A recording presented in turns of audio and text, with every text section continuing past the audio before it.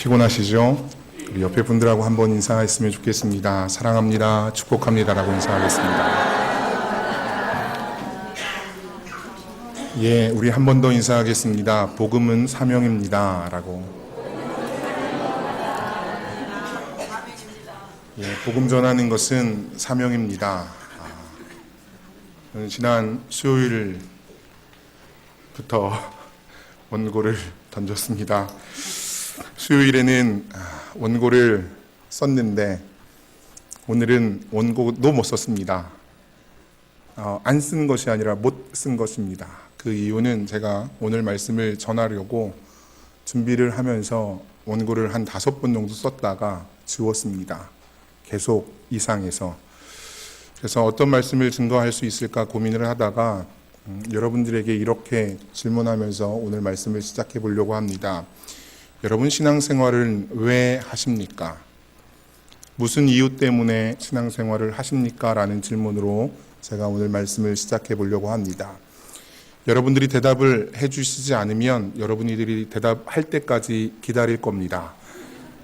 그 이유는 제가 여러분들의 대답을 들어야 그 다음 이야기를 이끌어갈 수 있기 때문에 그렇습니다. 여러분 신앙생활을 왜 하십니까? 어떤 이유 때문에 신앙생활을 하십니까? 청년 여러분, 여러분들은 신앙생활을 왜 하십니까? 교회를 왜 다니십니까? 교회를 다니는 이유가 무엇입니까? 예, 성가대가 이제 이야기하기 시작했습니다. 하나님을 믿고 예수님을 믿고 복음을 전하기 위해서, 이쪽에서는 이제 구원받기 위해서 이렇게 나왔습니다. 여러분들은 참 고상한 대답을 다 하시네요. 저는 이런 대답을 기대했어요. 예수 믿고 복 받으려고 라는 대답을 기대했어요. 여러분, 우리 많은 한국교회 사람들이 교회를 다니는 이유를 물어보면 교회 다니면서 복 받기 원합니다 라는 이야기를 참 많이 해요. 그 이유인즉슨 기존에 있었던 많은 목사님들이 교회 다니면 축복받습니다. 교회 다니면 복받습니다. 교회 다니면 잘 될 것입니다. 교회 다니면 행복해질 것입니다 라고 이야기했기 때문이 아닐까 생각해 봅니다. 여러분 맞습니까?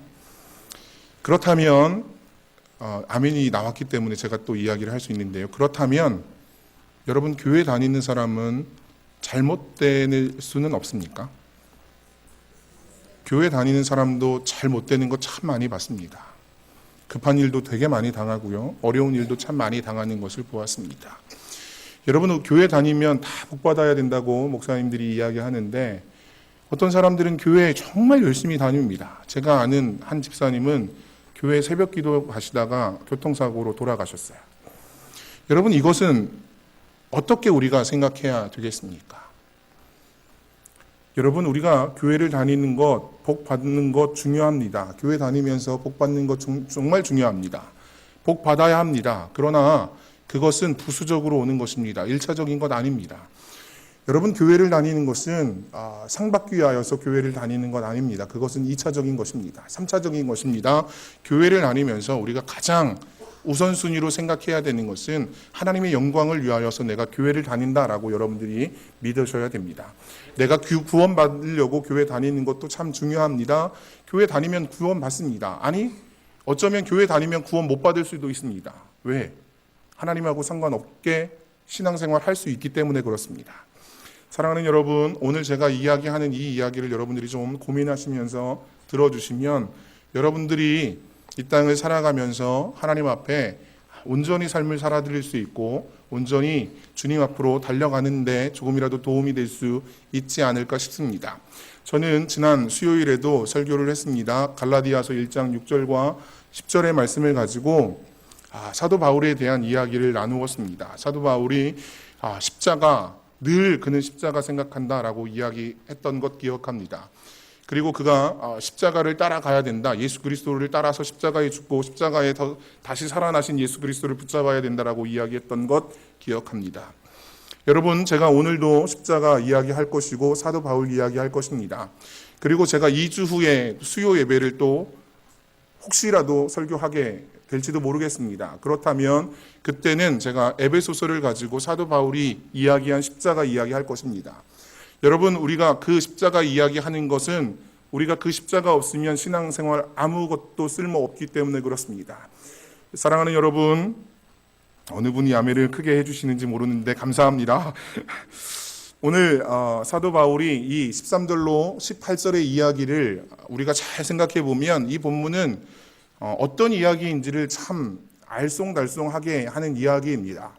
여러분, 우리가 이 본문을 이해하기 위해서는 사도 바울이 고린도 교회와 어떤 관계를 가지고 있었는지를 좀 이해하면 이 본문을 이해하는 데 조금 더 도움이 될 것입니다.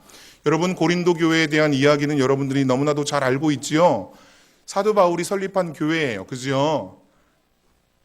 네, 이제 대답이 적네요. 사도 바울이 설립한 교회 맞습니다. 예, 그렇다면 고린도라는 도시는 어디에 있을까요? 그리스라는 나라, 여러분 들어보셨죠? 이번에 이제 동계올림픽 했던, 동계올림픽이 아니라 지난번에 예전에 올림픽 했던 그 그리스라는 나라 여러분 기억하십니까? 아테네라는, 우리말 성경에서는 아덴이라고 이야기하고 표준말로는 아테네라고 이야기하는 도시가 있는 나라입니다. 그 아테네에서 서쪽으로 한참 떨어진 곳을 지도로 이렇게 찾아보면 고린도라는 도시가 있습니다. 지금도 고린도라는 도시는 있습니다. 여러분, 그 고린도는 여러분들이 구글맵이라는 인터넷에서 구글맵 이렇게 검색해서 이렇게 보시면 지도가 뜨는데요. 굉장히 큰 도시입니다. 지금도 굉장히 큰 도시이고 그때도 굉장히 큰 도시입니다. 그리고 제가 이 본문을 연구하면서 성경 지도를 좀 찾아보았거든요. 그랬더니 그 고린도라는 그 지역과 이쪽 동쪽에 겐그리아라는 지역이 있는데 그 양쪽에 이렇게 되어 있거든요. 고린도, 겐그리아 이렇게 되어 있는데 이 지역에 굉장히 조그만한 바닷길이 있는 곳을 보았어요. 그러니까 아테네는 이쪽에 있고 고린도는 이쪽에 있고 겐그리아는 이쪽에 있어요. 그런데 이 중간에 딱 잘려져서 바닷길이 열려져 있는 것을 보았어요. 그것은 무슨 말을 이야기하냐면 이 고린도라는 도시는 바닷길을 이용해서 무역을 할 수 있는 도시였는데 동쪽으로는 서아시아를 지역, 지금의 터키라는 그쪽을 바라보고 무역을 할 수 있는 곳이었고 그다음에 서쪽으로는 유럽으로 향할 수 있는 뱃길이 열려 있다는 그러한 도시입니다. 그러한 도시였기 때문에 무역이 굉장히 활발했겠지요. 그리고 무역만 활발했던 것이 아니라 무역이 활발했기 때문에 그곳의 상업도 굉장히 발달을 했고 그 도시에는 수많은 외국인들이 아프리카 사람들도 와서 거주하였고 유럽 사람들 물론이고 아시아 사람들도 그곳에 거주하였더라고 성경학자들이 이야기를 합니다. 여러분, 다민족 국가였고 다민족 도시였습니다. 그러한 고린도라는 지역에 우상 숭배도 심했고요. 또 바울이 그곳에 가서 복음을 전했는데요. 얼마 동안 복음을 전했는지 여러분 혹시 아십니까? 1년 6개월이라는 시간 동안 그곳에 거주하여서 계속해서 복음을 전파하는 일을 사도 바울이 감당했습니다. 여러분, 그것을 우리가 좀 잘 이해하려고 한다면 사도행전 18장 1절로부터 17절의 말씀을 여러분들이 읽어보시면 사도 바울이 고린도라는 지역에서 복음을 증거하는 이야기를 기록한 내용들이 나오고 있습니다. 여러분, 바울은 고린도 교회를 설립한 사람이었습니다. 그러한 바울의 모습이 있었음에도 불구하고 그 고린도 교회의 사람들은 바울을 인정하지 않았던 것 같아요. 바울을 따라주고 바울을 믿어주고 바울을 도와주어야 됨에도 불구하고 그렇게 했던 것 같지 않아요. 여러분, 1년 6개월이라는 시간은 굉장히 짧은 시간일 수도 있지만 어떻게 생각해 보면 굉장히 긴 시간일 수도 있어요. 여러분, 그러한 시간 동안 바울이 모든 것을 다해서 복음을 증거한 교회가 고린도 교회이고 고린도 지역이었습니다. 그러한 지역이었음에도 불구하고 그 도시에서 살았던 사람들은 특별히 고린도 교회의 사람들은 바울을 신실하게 믿어주지 못했던 것 같아요. 그 이유를 우리가 찾아볼 수 있는 것은 우리가 오늘 고린도전서 1장을 좀 보시면 되는데요. 여러분, 고린도전서 1장으로 좀 넘겨보시겠습니까? 1장 12절의 말씀을 좀 우리 같이 한번 보았으면 좋겠습니다. 1장 12절인데요. 같이 읽겠습니다. 시작. 내가 이것을 말하거니와 너희가 각각 이르되 나는 바울에게, 나는 아볼로에게, 나는 게바에게, 나는 그리스도에게 속한 자라 한다는 것이니. 아멘. 여러분, 이 말씀이 무슨 말씀입니까? 고린도 교회에는 분쟁이 있었습니다. 분파가 있었습니다. 분파가 있었던 그 교회가 이제 어떻게 분파가 나누어졌는지를 보여주는 성경 구절입니다. 바울파가 있었습니다. 아볼로파가 있었습니다. 게바파가 있었고 그리스도파가 있었습니다. 이러한 사람들이 계속 분쟁을 하고 싸우고 다투고 분열하고 이러한 모습 속에 있었습니다. 그러한 모습 속에서 바울파라고 이야기했던 그 사람들은 바울을 믿어줘야 되지 않았겠습니까? 그런데 그들마저도 바울의 사도권을 인정하지 않는다라고 성경은 기록하고 있어요. 오늘 우리가 읽은 본문이 9장 1절로부터 나오는 이야기가 바로 그 이야기예요. 그 이야기 가운데 나오는 이야기가 바로 13절과 14절의 이야기입니다. 여러분들이 이제 집에 가셔서 1절부터 12절까지를 좀 읽으셔야 되고요. 그리고 나셔서 여러분들이 오늘 제가 이야기하는 이야기들을 들어주셔야 돼요. 여러분 13절에 뭐라고 이야기합니까? 성전의 일을 하는 이들은 성전에서 나는 것을 먹으며 제단에서 섬기는 이들은 제단과 함께 나누는 것을 너희가 알지 못하느냐라고 이렇게 물어보고 있어요. 여러분, 이것은 율법에 정하고 있는 율법이었습니다. 성전에서 일하는 사람들은 성전에서 나오는 것을 가지고 생활을 해야 하는 것이 맞습니다. 레위인들이 그렇게 삶을 살았지 않습니까? 그리고 제단에서 제의를 드리는 사람들은 제단에 드려졌던 제물을 통하여서 그들이 먹고 살 수 있었습니다. 바울이 이 이야기를 하는 이유가 이제 계속해서 오늘 우리가 볼 내용인데요. 14절을 말씀을 보시면 이렇게 이야기해요. 이와 같이 주께서도 복음 전하는 자들이 복음으로 말미암아 살리라 명하셨느니라 라고 이렇게 이야기해요. 여러분, 이 14절의 말씀이 어떤 말씀인지 여러분 이해하시겠어요? 이 14절의 말씀은 내가 만약에 복음을 전하는 사람이라면 내가 복음을 전하는 사람들이, 내가 전한 복음을 받아들인 사람들이 나의 생활을 책임져 줘야 된다라는 그러한 의미를 가지고 있습니다. 그 이야기예요. 내가 너희에게 복음을 전했으면 너희가 나를 통해서 복음을 받아들였다면 너희가 나를 먹여 살려야 된다라고 여러분들이 이해하셔도 될 수 있는 그러한 말씀이에요. 사랑하는 여러분, 우리가 이 말씀을 보고 있는 것은 사도 바울이 어떻게 복음을 전했고 어떤 생각을 가지고 복음을 전했으며 그가 어떤 각오로 복음 증거를 하였는지를 우리가 생각해 보면서 우리도 사도 바울처럼 믿는 사람이고 그리스도인이라면 어떻게 복음을 증거하고 어떤 삶을 그리스도인답게 살아가야 하는지를 우리가 좀 생각해 보기를 원합니다. 여러분, 제가 오늘 청년부 교사 회의를 하면서 이렇게 이야기했어요. 바울은 미친 사람이다. 동의하십니까? 동의 안 하시면도 상관없습니다. 여러분, 바울은 미친 사람입니다. 뭐에 미쳤습니까? 복음에 미친 사람이었습니다. 여러분, 바울은 정말 미친 사람이었습니다. 십자가에 미친 사람이었습니다. 여러분, 바울은 예수 그리스도에 미친 사람이었습니다. 그가 예수 그리스도에 미쳤기 때문에 자기의 모든 것을 포기할 수 있었습니다. 자기가 가지고 있었던 모든 것을 배설물로 여겼다라고 이야기할 수 있었습니다. 오늘 본문이 우리에게 그것을 이야기해주고 있습니다.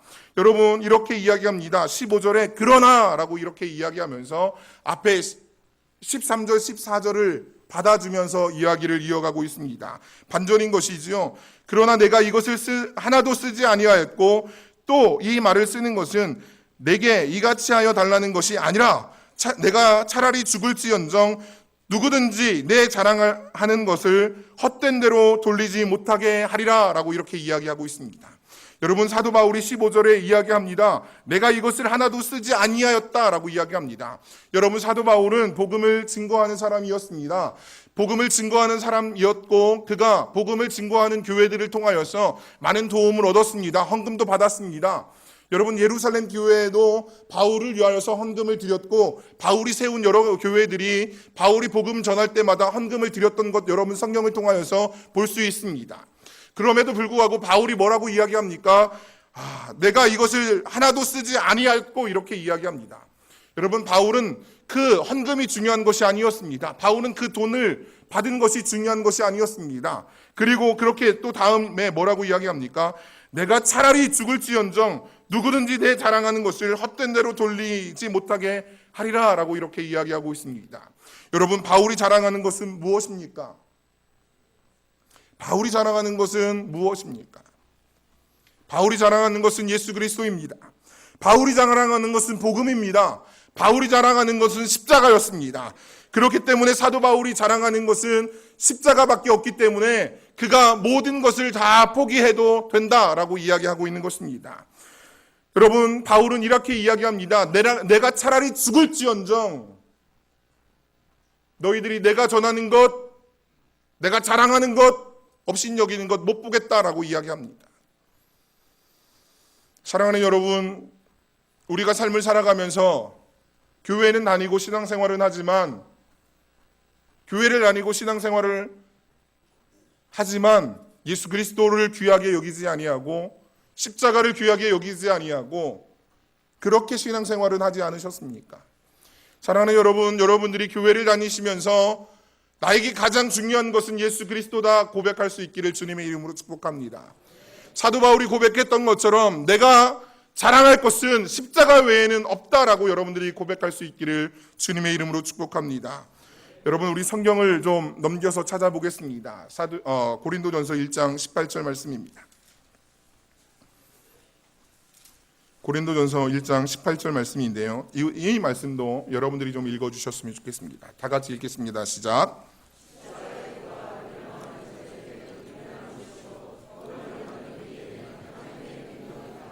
예, 아멘. 사도 바울이 뭐라고 이야기합니까? 십자가의 도가 멸망하는 자들에게는 미련한 것이요 구원받는 우리에게는 하나님의 능력이라 라고 이야기합니다. 여러분, 우리가 이 세상을 살아갈 때 우리의 힘으로 살 수 없습니다. 왜냐하면 이 세상이 너무 복잡해졌고 너무 어려워졌기 때문에 나의 힘으로, 나의 능력으로는 살 수 없습니다. 여러분, 제가 요즘 이제 신방을 다니는데요. 신방을 다닐 때마다 어린아이가 있기 때문에 제가 이렇게 이야기를 합니다. 여러분, 이 아이를 위하여서 기도하십시오. 이 아이가 부모님이 아무리 지킨다 노력해도 부모님이 한눈 잠깐 파르면 이 아이는 사고 날 수 있습니다. 그렇기 때문에 이 아이를 위하여서 기도하시면서 하나님의 도움의 손길을 기대하십시오라고 제가 그렇게 고백하고 간증합니다. 이야기합니다. 여러분, 마찬가지입니다. 우리에게는 아무 능력이 없습니다. 여러분들에게 있는 지혜고 여러분들에게 있는 지식, 지혜, 기술, 이 모든 것은 한 방에 없어질 수 있는 것들입니다. 그 모든 것들을 하나님께서 지켜주시지 않고 하나님께서 붙들어 주시지 않으면 그 모든 것들은 한 번에 끝날 수 있는 것들이라는 사실을 여러분들이 기억하시면서 하나님 나를 붙들어 주시고 나를 인도해 주시고 하나님께서 나를 붙들어 주시는 그 능력으로 내가 삶을 살아갈 수 있도록 도와주십시오라고 그렇게 고백할 수 있는 우리가 되었으면 좋겠습니다. 하나님께서 우리를 도와주실 때 우리가 이 땅을 살아갈 수 있을 줄로 믿습니다. 여러분, 이제 계속해서 말씀을 좀 보시면 16절의 말씀입니다. 16절, 내가 복음을 전할지라도 자랑할 것이 없음은 내가 부득불할 일임이라. 만일 복음을 전하지 아니하면 내게 화가 있을지로다 라고 이렇게 이야기하고 있습니다. 여러분, 저는 이 16절의 말씀에서 한 가지 단어가 눈에 들어왔습니다. 부득불이라는 단어입니다. 여러분, 부득불이라는 단어의 의미를 여러분 아십니까? 부득불이라는 단어는 어떤 뜻을 가지고 있을까요, 여러분?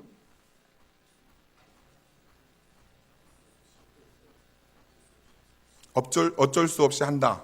예. 뭐뭐 하지 않을 수가 없어서 한다라는 의미를 가지고 있습니다. 뭐뭐 하지 않을 수 없어서 한다. 부정을 2번 하고 있어요. 뭐뭐 하지 않을 수가 없다. 그러니까 부정을 2번 하고 있는데, 부정을 2번 하고 있다는 이 히브리적 문학의 특징, 특별히 헬라적 문학의 특징은 강한 긍정을 의미합니다. 여러분, 그렇기 때문에 2번 부정한 것은 강한 긍정을 의미하고 있기 때문에 이렇게 이야기할 수 있습니다. 내가 반드시 해야 한다. 반드시 하지 않으면 나에게 화가 있을 것이다 라고 이렇게 이야기하는 것입니다. 여러분, 우리가 우리말 성경으로 내게 화가 있을지로다 라고 이렇게 이야기하는 것은 우리가 갈라디아서 말씀을 통하여서 보았던 것처럼 내게 저주가 있을지어다 라고 이야기했던 말과 또 동일한 이야기입니다. 사도 바울이 복음을 증거하지 아니하면 내게 저주가 임할 것이라고 이야기했던 그 갈라디아서 말씀이 오늘 동일하게 이 말씀인 것을 여러분들이 믿으시고, 여러분들 사도 바울이 내가 복음을 끝까지 증거하지 않고 반드시 내가 증거하지 않는다면 내게 화가 있을 것이다 라고 이야기했던 말씀이 여러분들에게 들려줄 수 있기를 주님의 이름으로 축복합니다. 여러분들이 삶을 살아가시면서 예수 그리스도를 소개하지 않고 예수 그리스도를 증거하지 않으면 여러분들이 구원받았다 이야기할 수 없다는 사실을 여러분들이 기억하시면서 여러분들이 때를 얻든지 못 얻든지 복음 사명을 감당할 수 있는 우리 모두가 되었으면 좋겠습니다. 계속해서 17절의 말씀을 좀 보십시오. 내가 내 자의로 이것을 행하면 상을 얻으려니와 내가 자의로 아니한다 할지라도 나는 사명을 받았노라 라고 이렇게 고백하고 있습니다. 여러분, 이 이야기 어떤 의미인지 아시겠습니까? 여러분, 이 이야기는 하나님이 나를 선택하시고 거룩한 위임을 나에게 주셨고, 그렇기 때문에 나는 반드시 이 사명을 감당해야 된다, 이 일을 감당해야 된다라는 의미로 여러분들이 이해하시면 좋을 것 같습니다. 여러분, 내가 내 자의로 이것을 행하면 상을 얻겠다, 내 자의로 아니한다 할지라도 나는 사명자다. 무슨 말입니까? 나에게 상이 없어도 내가 이것을 한다. 그 이유는 하나님이 나를 선택하시고 나에게 복음 사명의 위임을 주셨기 때문에 내가 이 일을 반드시 하는 것이다 라고 그렇게 고백하고 있는 사도 바울의 고백입니다. 여러분, 이 고백이 여러분들의 고백이기를 주님의 이름으로 축복합니다. 여러분, 우리는 하나님의 위임을 받은 전권 대사들입니다. 이 땅을 살아갈 때 그리스도인으로 살아간다는 것은 하나님께서 이 땅 가운데 오셔서 예수 그리스도를 통하여서 복음 사역을 감당하셨고, 이 시대 오늘날은 저와 여러분 같은 그리스도인들을 통하여서 이 복음이 편만하게 증거되어지기를 하나님은 원하고 계십니다. 그렇기 때문에 여러분들이 이 복음 사명을 위임받은 자들로서 삶을 살아가시면서 예수 그리스도를 소개하시고 예수 그리스도를 증거하시면서 그렇게 삶을 살아갈 수 있기를 소원합니다. 가정에서, 또한 직장에서, 또한 사업처에서 여러분들이 그렇게 삶을 살아갈 수 있기를 주님의 이름으로 축복합니다. 이제 18절의 말씀을 보실 건데요, 18절에는 이렇게 이야기합니다. 그런즉 내 상이 무엇이냐? 여러분, 이제 사도 바울이 상에 대한 이야기를 하고 있어요. 내가 복음을 전할 때에 값없이 전하고 복음으로 말미암아 내게 있는 것을 있는 권리를 다 쓰지 아니하는 이것이로다 라고 이렇게 이야기하고 있어요. 여러분, 이게 무슨 말입니까? 사도 바울이 나는 복음을 받은 사명자로서 내가 복음을 전한다. 그러므로 나의 상은 무엇이냐라고 이렇게 묻고 있어요. 그러면서 이렇게 이야기합니다. 내가 복음을 전할 때 값없이 전하고 복음으로 말미암아 내게 있는 권리를 다 쓰지 아니하는 이것으로다 라고 이렇게 이야기하고 있어요. 여러분, 이 이야기를 푸는데 참 많이 시간이 걸렸습니다. 이 18절 말씀을 읽는데 참 많은 시간이 걸렸어요. 도대체 이 18절 말씀이 무슨 의미를 가지고 있을까를 고민해 보았어요. 여러분 어떻습니까? 여러분들 이 18절 말씀이 어떤 이야기를 하고 있는 것 같습니까? 여러분, 18절에 내 상이 무엇이냐라고 이렇게 질문해 놓고 그 다음 이야기를 이렇게 이야기해요. 내가 복음을 전할 때에 값없이 전하고 복음으로 말미암아 내게 있는 권리를 다 쓰지 아니하는 이것이로다 이렇게 이야기해요. 무슨 말이냐면 사도 바울은 복음을 값없이 받았다라는 말이에요. 그렇기 때문에 너희가 나를 사도로 인정하지 않고 너희가 나를 복음 전하는 자로 인정하지 않고 나를 도와주지 아니하여도 나는 그것을 한다라고 이렇게 이해하면 좋을 것 같습니다. 여러분, 그러면서 이 18절 초두에 내 상이 무엇이냐라고 질문하는 그 질문에 답이 있어야 되잖아요. 사도 바울이 그 사람들에게 반론하면서 이야기하는 이야기잖아요. 그죠? 내 상이 무엇이냐라고 이렇게 이야기하고 있어요. 그러면 사도 바울이 그것을 설명하는 이야기이기 때문에 그 다음 이야기에 분명히 내 상은 이런 것이야 라고 이렇게 이야기하면서 그렇기 때문에 나는 너희들이 도와주지 않아도 나는 그것을 바라보고 나아갈 수 있어 라고 이야기해야 되잖아요. 그죠? 그런데 오늘 우리가 읽은 본문에서는 그 답이 없어요. 그렇다면 어디에 답이 있을까요? 그 다음 절을 좀 보시겠어요? 19절, 20절을 우리 같이 보겠습니다. 제가 읽어드리겠습니다. 내가 모든 사람에게서 자유로우나 스스로 모든 사람에게 종이 된 것은 더 많은 사람을 얻고자 함이라. 유대인들에게 내가 유대인과 같이 된 것은 유대인들을 얻고자 함이요 율법 아래 있는 자들에게는 내가 율법 아래 있지 아니하나 율법 아래 있는 자 같이 된 것은 율법 아래에 있는 자들을 얻고자 함이요라고 이렇게 이야기합니다. 여러분, 사도 바울은 유대인이었습니다. 그리고 사도 바울은 자유자가 되었습니다. 그래서 사도 바울은 유대인들과도 함께 할 수 있었습니다. 그리고 이방인들과도 함께 할 수 있었습니다. 그 이유가 무엇이라 오늘 20절 말씀에 이야기합니까? 그것은 그들에게 속해 있는 사람들, 예비하신 사람들을 내가 얻기 위함이다 라고 그렇게 이야기하고 있습니다. 그러면서 우리가 19절에 좀 조명을 하면서 말씀을 보시면 18절에 내 상이 무엇이냐라고 이야기했던 답이 나옵니다. 여러분 19절 마지막 부분을 보시면 이렇게 이야기합니다. 더 많은 사람을 얻고자 함이라 라고 이렇게 이야기합니다. 사도 바울이 자기의 모든 것 포기할 수 있었던 것은 예수 그리스도의 복음을 증거하고 그 복음 증거를 통하여서 한 영혼이라도 구원할 수 있으면 자기는 그것이 상이 된다라고 그렇게 이야기하고 있는 것입니다. 사랑하는 여러분, 사도 바울에게 상은 한 영혼이라도 구원받는 사람이 더해지는 것, 그것이 상이었습니다. 사도 바울에게는 그것이 상이었기 때문에 이 땅의 물질로 그는 위안을 받지 않았습니다. 이 땅의 모든 좋은 것으로 그는 위안을 삼지 않았습니다. 그 모든 것을 배설물로 여길 수 있었던 것은 사도 바울이 바로 여기서 이야기하는 내 상은 한 영혼이라도 더 구원받는 것이 나의 상이다라고 이야기했기 때문에 그렇습니다.